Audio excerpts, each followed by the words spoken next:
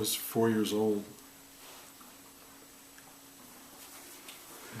My mother took me to my grandmother's house. And she was lying in bed. I'd never seen her lie in bed before.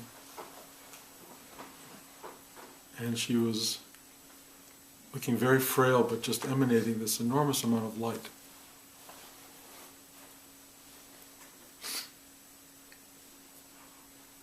And I was incredibly happy to see her, because I really remember loving her. And then my mother put me in the bed with her, and she took me in her arms, and she held me for the longest time, and I never experienced love like that, ever.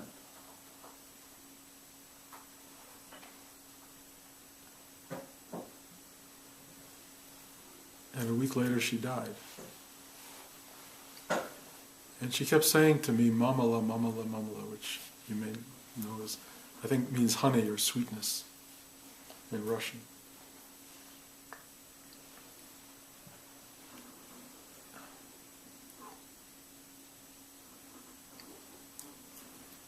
It was, I think, my very first transmission. It was a download of an entire human heart into a little 4-year-old.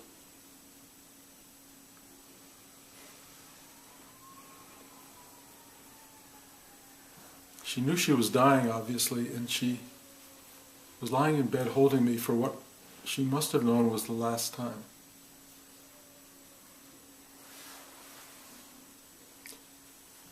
I woke up this morning thinking about her in that moment and trying to imagine what it would be like to hold your grandchild for the last time. And you know my connection to Talia is so enormous that trying to imagine that wasn't hard, it was horrifyingly difficult, just painful.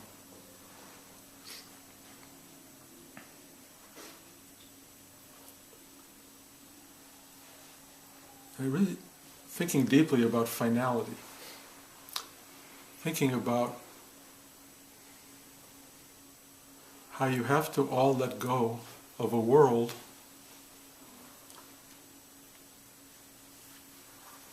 that your entire body doesn't want to let go of, let alone your mind. Nothing wants to let go.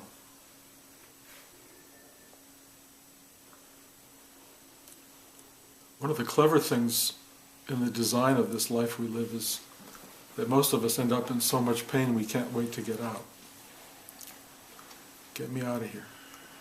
And that helps the transition. But it doesn't stop the amount of love you have for life. It just doesn't stop it. Love triumphs over pain.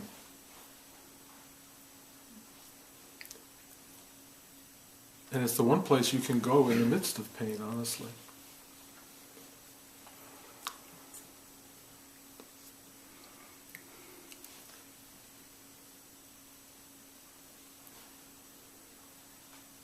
In the movie Ghost, I found a line. Jerry Zucker and I, the director, kept trying to find this line. What's a line that people will remember? What's a line that will encapsulate this film? And we couldn't come up with it for the life of us. We tried for months. He kept saying, "Give me the line, give me the Casablanca line." And I kept thinking and thinking, I couldn't do it. And then one day he was here, I don't know why, and we had to go get some medicine at the store for Josh or Ari. We were driving to the pharmacy. And I don't know how the subject came up, but the line, "You can't take it with you," just popped into my head. And then I went, whoa, wait a minute. You can take it with you. The love inside, you take it with you. He said, that's it. The love inside, you take it with you. That's the line. And I was, wow, it's a great line. We have a line. And I was so excited, you know. And I've put it in the show, and if I were to leave one thing behind, it might be that line. And, you know, my grandmother lying on that bed, loving me in a way that I can only now understand, with heartbreaking massiveness. She took that with her. It was a gift. It was a shared gift. She gave me a gift that I could bring into this world, and I gave her a gift that she could take away from this world. I had this experience in class today, highly emotional experience of essentially seeing her again and bringing back a lifetime of love, of connecting one more time. I don't know if it's one more time, but connecting. And the timelessness and the sharedness of this love. It's so big. It's so massive. And it makes me think how important it is to stockpile all the love you can in every possible way you can get it. And if you're missing out on that,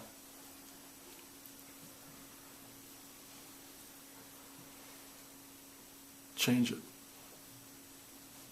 Find someone to love is the way to put it. Find every opportunity to express it. And it returns infinitely more than you can imagine. Your loving is everything the world wants for itself, and ultimately it returns. It doesn't actually return, it's there. It's inside. I know a lot of people have problems with love. They have problems finding who to love.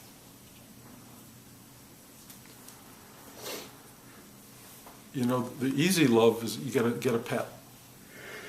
Get a cat, get a dog, love that. And it's good. It's easy love. Easy. Difficult love is loving another human being. Really, really hard work. And it's work, day to day. And it keeps shifting and shaping based on personality, games we play, emotional ups and downs. But if you stick together with somebody long enough, and you stay in this ride consciously enough, just the time together creates something so exquisitely beautiful that you really, really can't imagine it until you're there.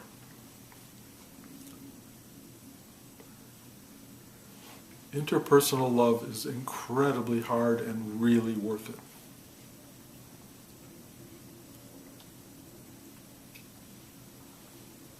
There's love of children, there's love of grandchildren, actually complicated but easier.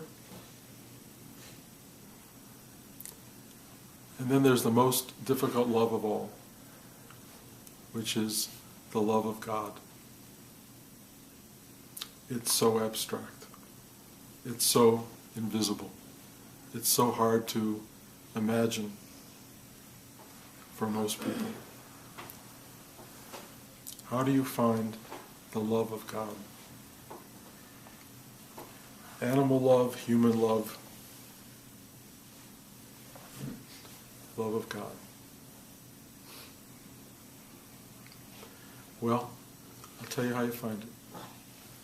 It's the same place all love comes from. And it's right here. It's right in the center of your heart chakra and your chest. And I've talked about it 1,000,000,000 times. There's a space here. It's a kind of like a little flap, like a portal.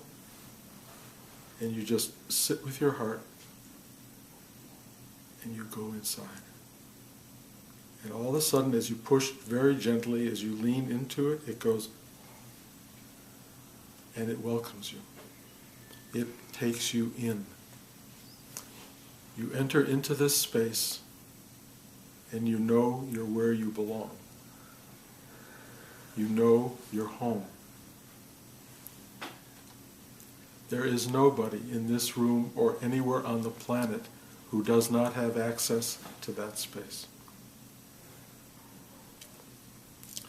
It's the tip of a very big iceberg, and I don't like to use iceberg because it's an image of cold and rough and tough, but it's the beginning of a very oceanic vastness. And all you have to do is step inside.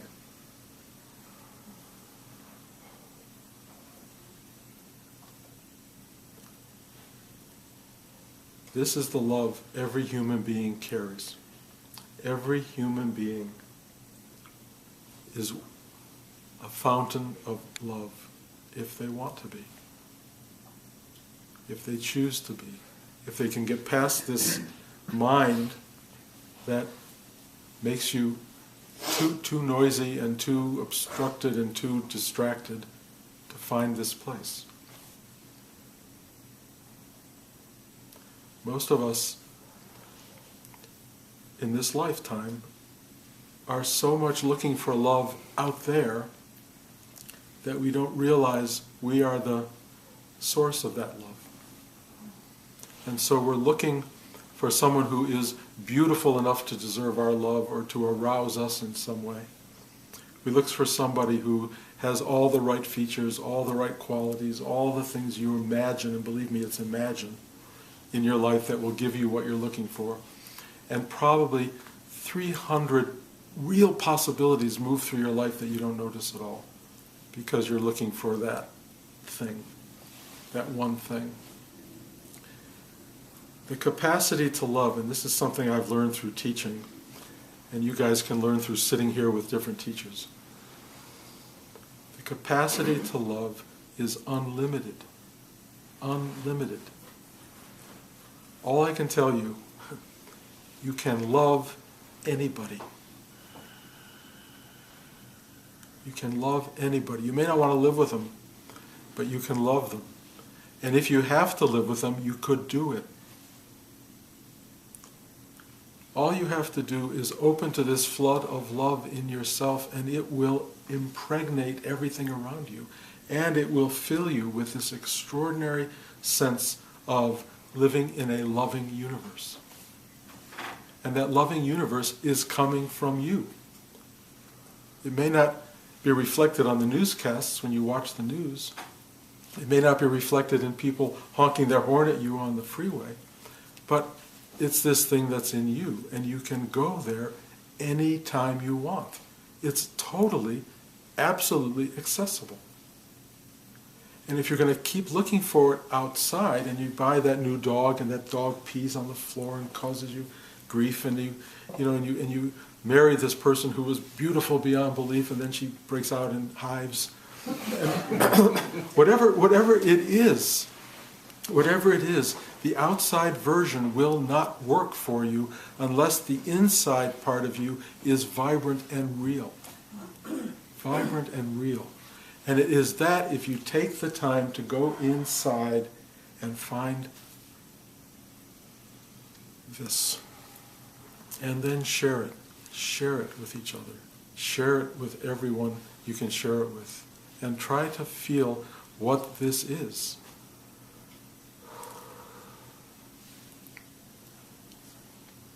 My grandmother, lying there, had a sense, I suspect, in hugging me, that this was the last time she would feel this. This was the last time. And when I imagine hugging my granddaughter for the last time, you can't, your mind doesn't know what to do with it.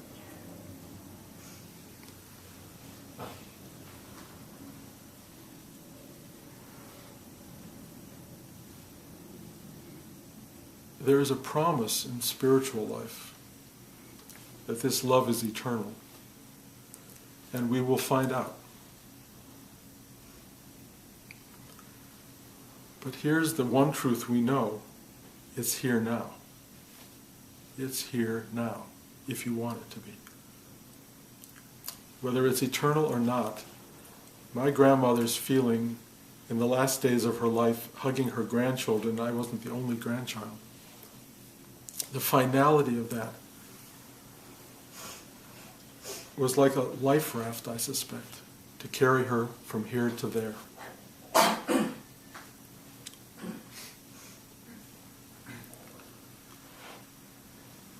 You want to leave this world in love with the world.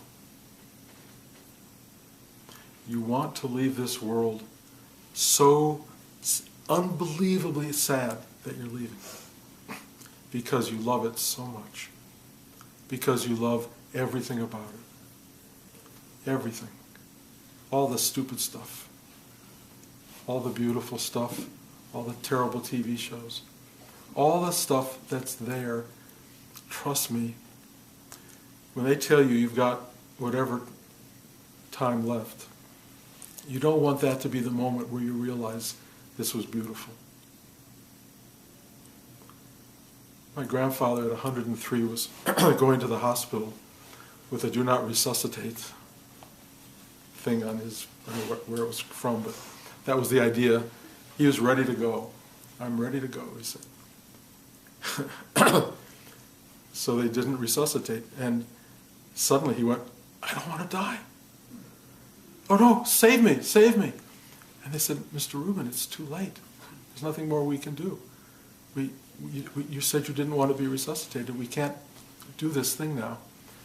And in the last minutes of his life, he suddenly got it. He didn't want to leave here. He suddenly understood, wow, look at what I'm leaving.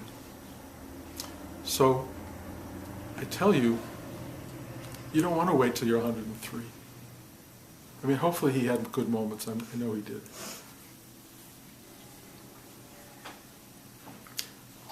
Thinking that this is your last moment, if you want to entertain that thought, not to be morose, but to get to the point, you do not want to miss a moment of this life. You do not want to miss a moment.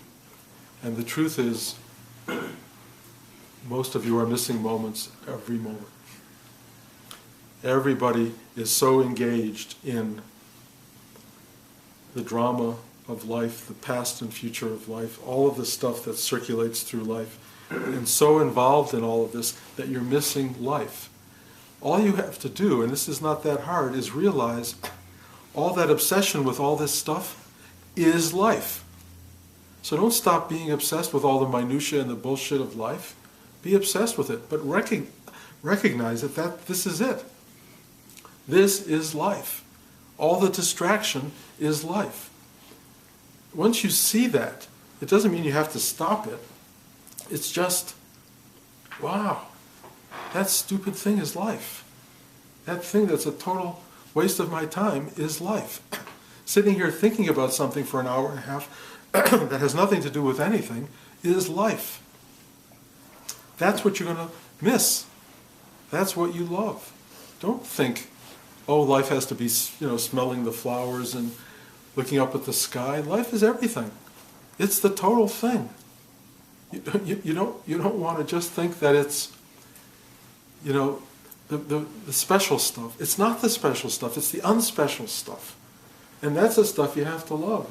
All the mundane bullshit of life, paying taxes, love it. You wouldn't trade it for the world. You think you would, but you wouldn't. Why would you trade it? We come into this world sucking at life, literally drinking it in. We love this thing that we're in. And sometimes it takes finality to totally get how much you love it. So I would say, put yourself in that position for a minute.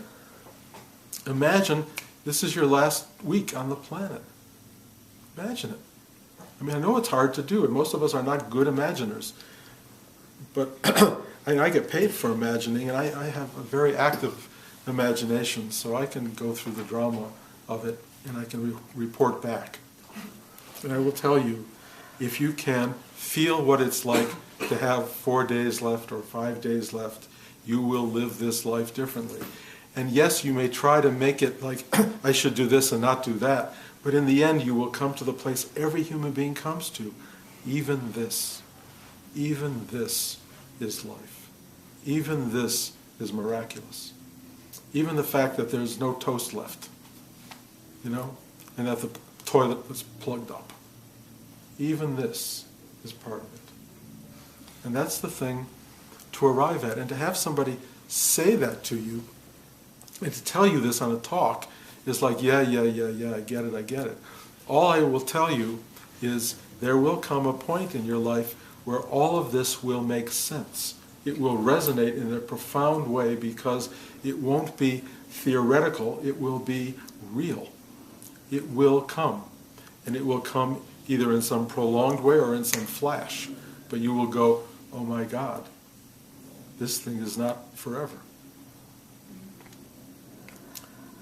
And own it, eat it, imbibe it, love it, smell it, drink it, make love to it. This is your life. This is really it.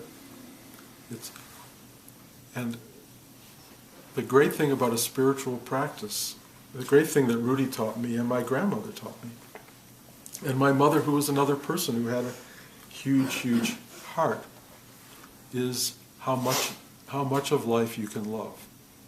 Even the stuff that's given you that looks awful. In fact, if anything will cause real muscular growth in you, real dimensionality shifts in you, love the hard ones. Love the really difficult ones.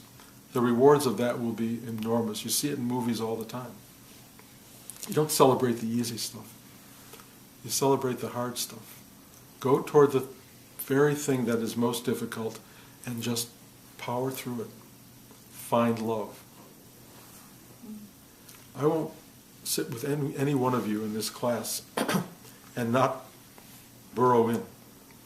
Nobody leaves this class without a connection and an actual infusion of this internal cosmic love.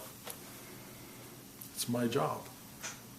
I don't do it because I have to. I do it because, one, I love to, and two, because the enormous experience of expressing this love and drilling into each of your psyches to make sure you walk out of here with something every time you come here, that is an enormous thing to do.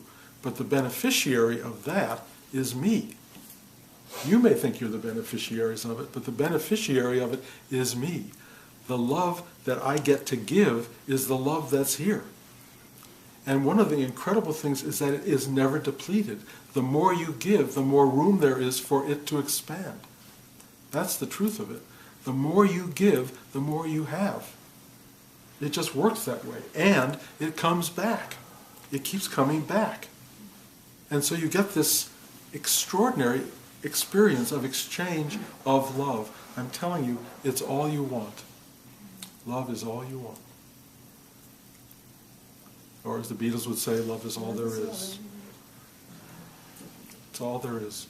And, this is a lot better in the Beatles song than in my talk. But I just want to convey, the most obvious and cliched of lessons. That if you can find this inside you and let it rip, it will take you everywhere, and you will take it with you. Any questions?